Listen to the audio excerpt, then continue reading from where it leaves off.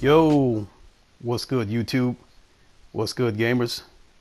It's your boy Lincoln Clay coming back with another video. Remember to hit like, subscribe.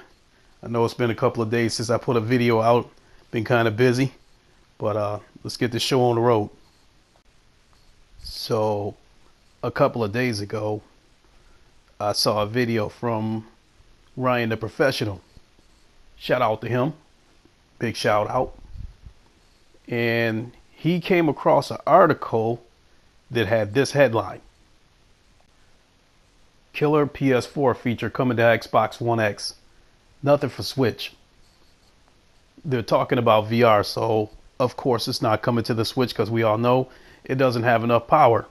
But this is the same VR that when the PlayStation first launched it, it was met with a bunch of skepticism from the media. This is the same VR that the media claimed that Sony's version will cause motion sickness and what have you. So now it's a killer feature. So apparently Microsoft is ready to support VR later this year. Now, remember back at E3 2016, Microsoft promised high fidelity VR. And here it is a year and a half later, and we're just now hearing that they may support it later on this year. So by the time it's up and running, we're talking about a whole 2 years after they first announced it that we're finally going to get VR. Wonder why it took so long. Right here, real quick. IDC research analyst Lewis Ward recently told Gaming Bowl that he believes Microsoft are waiting for some great software to be in the pipes before they launch VR on Xbox One X. First of all, that's bullshit. They were not waiting to put some games in motion before they get VR up and running. They were waiting to see what would happen to Sony before they took a dip into VR waters. So, right here, real quick, third paragraph down. In a recent statement, the company, that would be Sony, confirmed they are looking to increase the amount of games available from 150 to 280 by the end of 2018. Sony is about to have a stranglehold on the VR market. With over 2 million headsets sold, Sony is to VR what Danica Patrick was to IndyCar racing. That sport was just about dead until she got into IndyCar. And then the sport blew up. All of a sudden, IndyCar is a hot sport. And I think about a year after she came into the IndyCar, another woman came along, presumably to ride the coattails of Danica Patrick. Another woman jumped in, while Danica Patrick was still hot. And that's Microsoft. They're the second woman that came into the sport after Danica was successful. Here comes Microsoft into the VR market now that Sony has found success, proving once again that Microsoft has no creativity. They're all about cash grabs. Let me break this down for you. To me, Microsoft operates 4 different ways. The first one being is that when something blows up, they buy it. And the examples that I'm talking about is PUBG and Minecraft. I think they spent about $2 billion on Minecraft.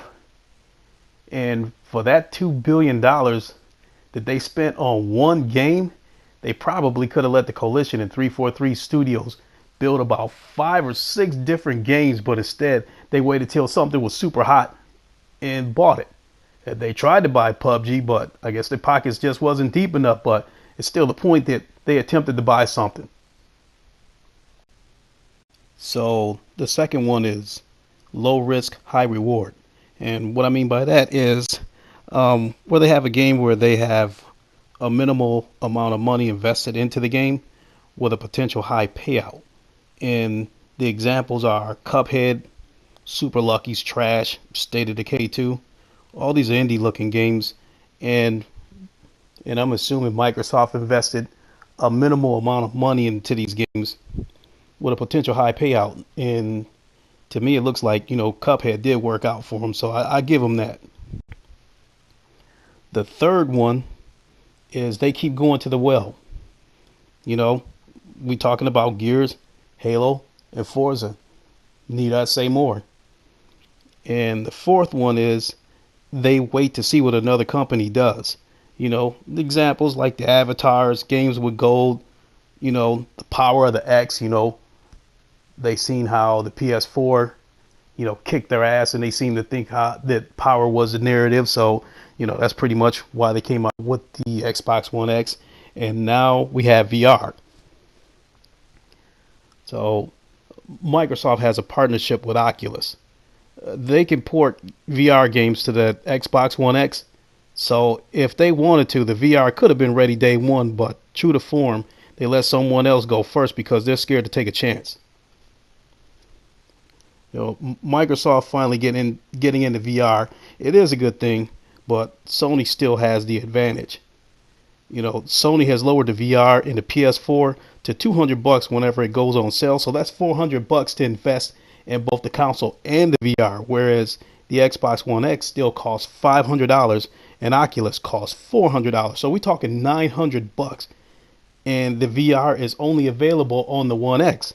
I assume the standard Xbox One doesn't have enough power, so we'll see how it turns out. For the sake of a healthy industry, I do hope that Microsoft turns out to be successful with this. But I just had to point out that they didn't take a chance on it. They waited to see what someone else was going to do. But again, I hope it turns out for them.